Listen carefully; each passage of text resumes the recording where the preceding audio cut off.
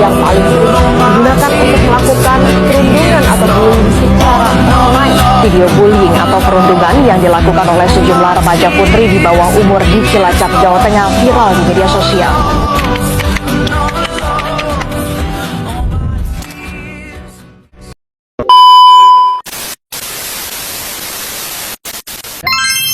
Perkenalkan, nama saya Muhammad Hafiz, saya dari program studi ilmu pemerintahan. Nomor NPM saya adalah 2025610028. Di dalam video ini saya akan menjelaskan secara singkat tentang fenomena atau masalah yang terjadi di antara kita saat ini, yaitu tentang cyberbullying yang berkaitan dengan sila kedua Pancasila. Dunia digital seharusnya menjadi ruang kebebasan untuk kita untuk saling berbagi cerita, belajar, dan mengekspresikan diri kita.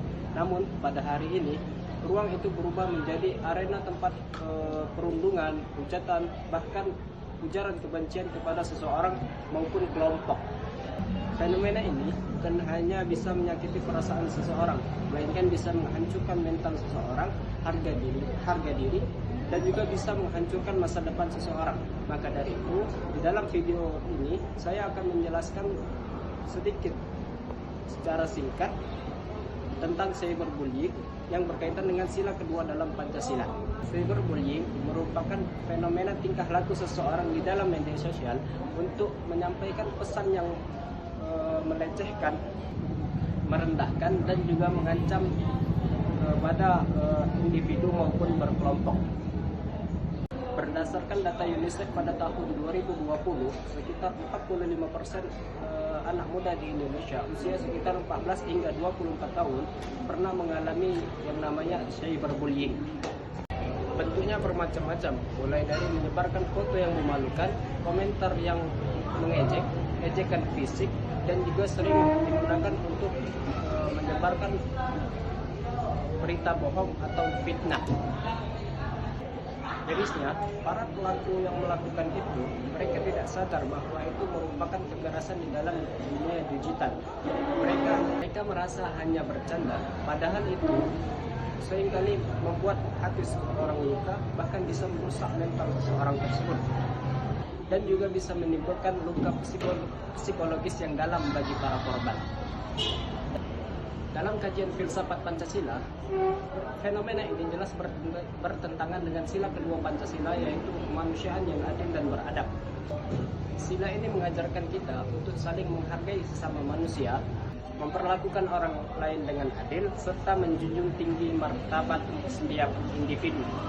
Tapi kita ketahui pada hari ini, di dunia maya kehilangan nilai-nilai yang seperti itu.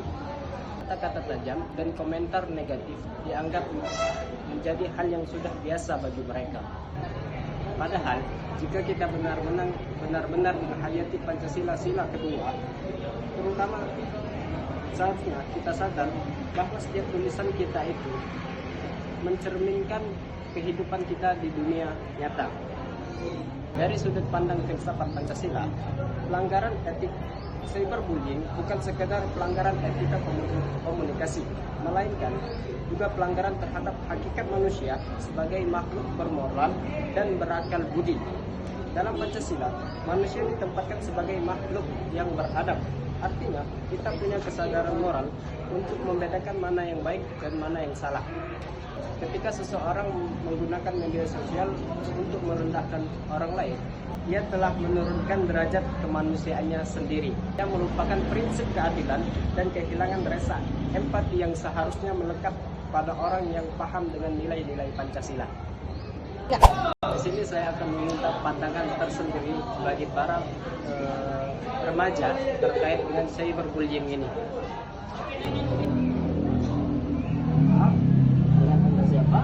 Perkenalkan, saya Rizky Nabila Yasin, saya dari SMA Patra Mandiri Tariya di sini sekolah di kelas 12 IPS 3. Bagaimana seharusnya remaja seperti kamu bersikap di media sosial agar tetap mencerminkan nilai kemanusiaan? Remaja yang seharusnya bersikap di media sosial adalah bersikap dengan sopan, aman, dan juga tidak merugikan salah satu pihak yang lainnya. Karena di sini kita selaku remaja, seharusnya remaja bersikap dengan baik, aman, dan netral. Karena pola pikir remaja pastinya lebih dewasa dan lebih disiplin, karena mereka pasti sudah diajarkan tentang